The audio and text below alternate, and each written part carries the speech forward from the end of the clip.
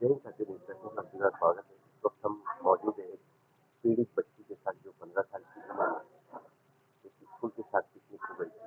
वहाँ पर स्कूल कर्मचारी ने उसके साथ एक अश्लील हरकतें की और उसको लेकर आज 2 साल हो चुके हैं। 2 साल के बाद भी अब तक उसको न्याय नहीं मिला। उस विषय पे हमारे साथ बात करने के लिए एक बच्ची खुद मौजूद है। उस बच्ची से हम जानना चाहेंगे क्या था पूरा मामला, क्या था पूरा मामला। 17 नवंबर 2022 को हमारी पिकनिक गई थी करजत में, शगुना बाग करजत मेरठ। तो वहाँ पे स्कूल लैब असिस्टेंट मोहन अंचन नाम का आया था स्कूल पिकनिक में। तो जब मैं वॉशरूम जा रही थी तब उसने मुझे देखा कि मैं जा रही हूँ, तो उस रास्ते पे वो आया और उसने मेरा गले का गोल्ड चेन को अचानक से पकड़ लिया और मुझसे पूछा कि ये असली है या नकली है। तो मैं डर गई कि अचानक से कैसे कोई मुझसे ऐसे पूछ सकता है, ऐसे मुझे टच करके। तो मैं डर गई। इसके लिए मैंने जो भी उनका जवाब दिया और उसके बाद मैं बोली सर मुझे जाने दीजिए। फिर उन्होंने मेरा हाथ पकड़ लिया और फिर मेरे बैक को टच किया, हाथ को टच किया और मेरे प्राइवेट पार्ट को टच किया, मेरे चेस्ट को भी टच किया उन्होंने। और इससे मैं बहुत ज़्यादा डर गई और जब मैं जल्दी से उनसे पीछा छुड़ा के वापस वॉशरूम की तरफ गई और वहाँ तक उन्होंने मेरा पीछा किया और आपने बाहरी स्कूल में तरफ। मतलब किसी टीचर या सर को, आपके प्रिंसिपल को, किसी को इन्फॉर्म नहीं किया इसके नहीं बारे में मैं जब उस आपके टाइम साथ में ऐसा इंसिडेंट हुआ? नहीं मैं उस टाइम बहुत ज़्यादा डर गई थी और मैं सिर्फ 15 साल की थी। मुझे समझ नहीं आया कि ऐसा हो क्या रहा है। मेरे अंदर इतनी ताकत नहीं थी बताने की।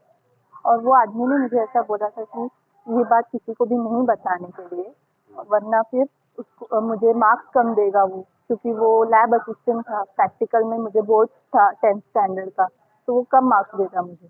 इसके लिए मैंने डर के मारे किसी को भी इस बारे में नहीं बताया। लेकिन कुछ टाइम बाद मैं मेरे दिमाग में वो बात हमेशा से रह रही थी और मैं अंदर ही अंदर बहुत डिप्रेस थी।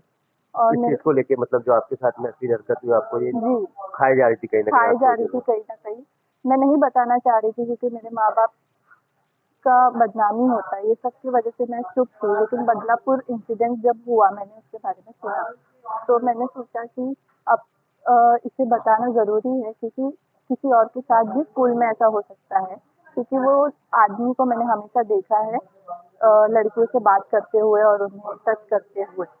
इसके लिए मतलब मैंने इससे बताया। पहले भी और भी लोगों के साथ ऐसा जी, करते थे? मैंने उन्हें हमेशा देखा। उनकी जो हरकत है वो सही नहीं थी हमेशा से ही। और उनका काम है लैब में प्रैक्टिकल में हेल्प करना। लेकिन फिर भी वो बाहर, स्कूल के बाहर जब स्कूल छूट जाती है तब वो बाहर खड़े रहते हैं और लड़कियों को देखते हैं, उनसे बात करते हैं। जो कि कोई भी बल्कि वो लैब असिस्टेंट, लेकिन कोई भी टीचर भी ऐसा काम नहीं करता, लेकिन वो बाहर खड़े होके हमें हर रोज ऐसा काम करते हैं। तो अभी फिलहाल ये जो केस है उनके ऊपर एफआईआर हुआ है, जो बेल पे भी आ गए, उसके बाद भी आप क्या चाहती हैं? मैं इंसाफ चाहती हूँ इसमें, क्योंकि वो भले ही बेल हो चुका है, अभी मुझे पता चला है कि स्कूल में उसको वापस ले लिया गया है। तो स्कूल वाले इसमें मेरी बिल्कुल भी हेल्प नहीं कर रहे हैं आप क्या मेरी। हेल्प चाहती हैं इसकी? मैं चाहती हूँ कि उसे स्कूल से निकाला जाए। मैंने ये केस किया है उससे इसके लिए, क्योंकि अ, बाकी लड़कियों के साथ ना हो। अगर वो वापस ऐसे स्कूल में रहेगा तो क्या फ़ायदा किसी को इस बारे में बोल के, जब वो स्कूल में वापस रहेगा ही और ऐसा हरकतें वापस करेगा ही। तो उसे स्कूल से निकालना बहुत ज़रूरी है। मतलब कहीं ना कहीं आप ये चाहती हैं जो इंसिडेंट मेरे साथ हुआ वो किसी और बच्ची के जी, साथ ना हो। जी, जी, आपकी ये मांग है जी। कि और ऐसे मतलब ऐसे घिनौने अपराध करने वाले सर को या शिक्षक को या किसी भी स्टाफ को वहाँ पर रखा ही ना जाए। जी, उनका हक ही नहीं है, जो ऐसा काम करता है उनका हक ही नहीं है कि वो ऐसे वापस कंटिन्यू करें। और स्कूल में भी हम गए थे, उनसे प्रिंसिपल से बात की है हम लोग ने, लेकिन उन्होंने तो हमसे झूठ ही कह दिया कि हमने तो उनको रखा ही नहीं। वो तो हम, लेकिन फिर भी आपको मालूम पड़ा कि लेकिन हमें मालूम था क्योंकि मेरे पापा ने उन्हें देखा था। इसके लिए हमें पता था। वो तो हमसे झूठ ही बोली थी, उनका तो वीडियो भी है हमारे पास। और स्कूल वाले इससे बिल्कुल भी नहीं हेल्प कर रहे हैं और शायद उनका अलग ही शायद चल रहा है मैनेजमेंट में। और एक और बात मैं बोलना चाहूँगी कि एजुकेशन डिपार्टमेंट से उनको लेटर भी मिला था कि 14 जनवरी को कि उसको भले ही एक्चुअली स्कूल ने ये लेटर लिख के दिया था डिपार्टमेंट को कि उसको बेल मिल चुका है, इसके लिए हम उसे वापस स्कूल में लाना चाहते हैं। तो डिपार्टमेंट ने उसका ये रिप्लाई दिया कि भले ही उसे बेल मिल चुका है, लेकिन अभी भी फाइनल डिसीजन कोर्ट का नहीं आया है, इसके लिए आप उस पर एमईपीएस एक्ट के द्वारा उस पर कार्रवाई कीजिए।